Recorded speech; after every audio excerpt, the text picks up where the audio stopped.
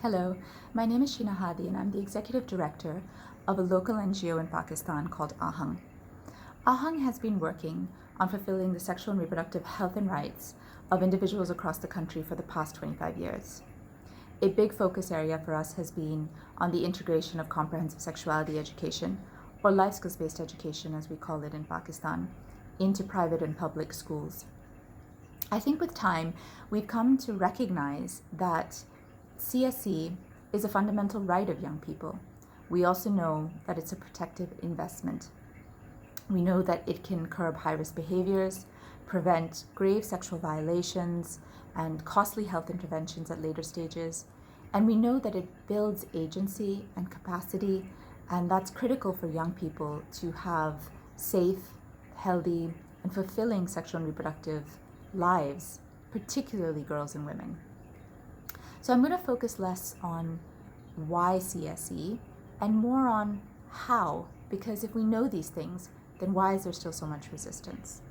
I think the resistance in Pakistan, like other parts of the world, comes in through stigma and through discomfort with the emerging sexuality of young people, which is still against a whole host of social norms. But we also know that this information is critical. And Aahung's journey for this was started back in 1997, where we started working with communities and adolescents in those communities because we recognized that they really didn't have any information that they needed to lead safe, healthy lives. So from the communities, we expanded to starting to work with schools. And as we developed evidence models which showed that these LSB programs were really starting to have some effects and have young people be able to have safer lives, be able to do things like prevent early and forced marriage, or even just communicate with caregivers in a more effective way about things that were important like menstrual health management or bullying or harassment. We took all of this to the government, and there were many attempts to start to integrate this into government schools, most of which failed.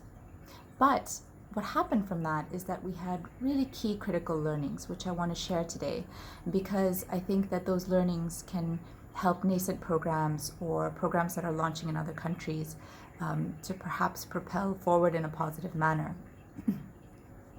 The key learning I think we had was that programs really need to be local. So we can import guidelines and we can absolutely learn from other programs that have happened.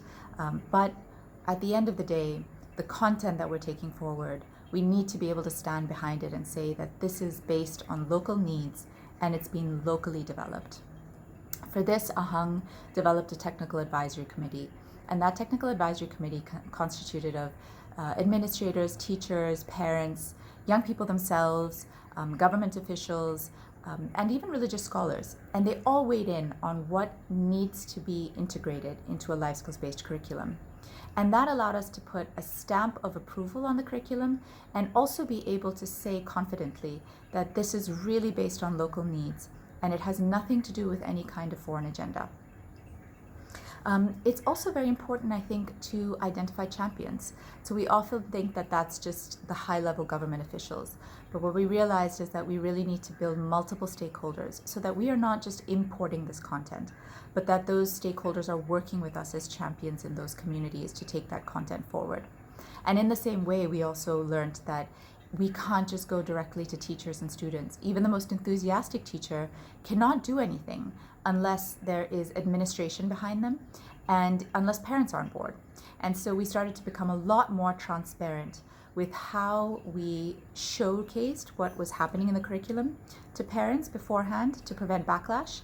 And we spent a lot more time training administrators and developing ownership in them as well. We also started working on primary school content because we recognized that that was an area of a little bit more comfort.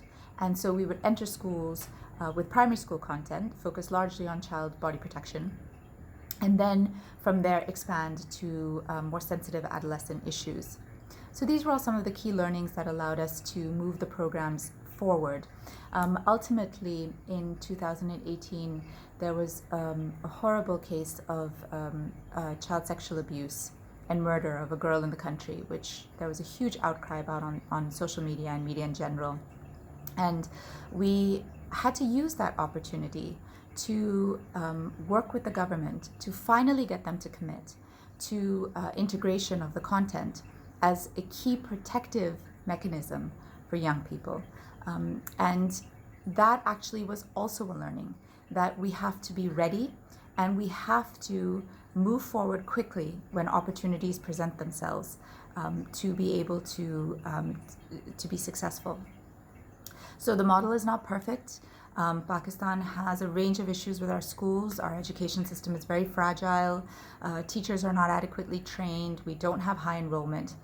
But what we do have is we've taken that first stepping stone of getting content into the curriculum.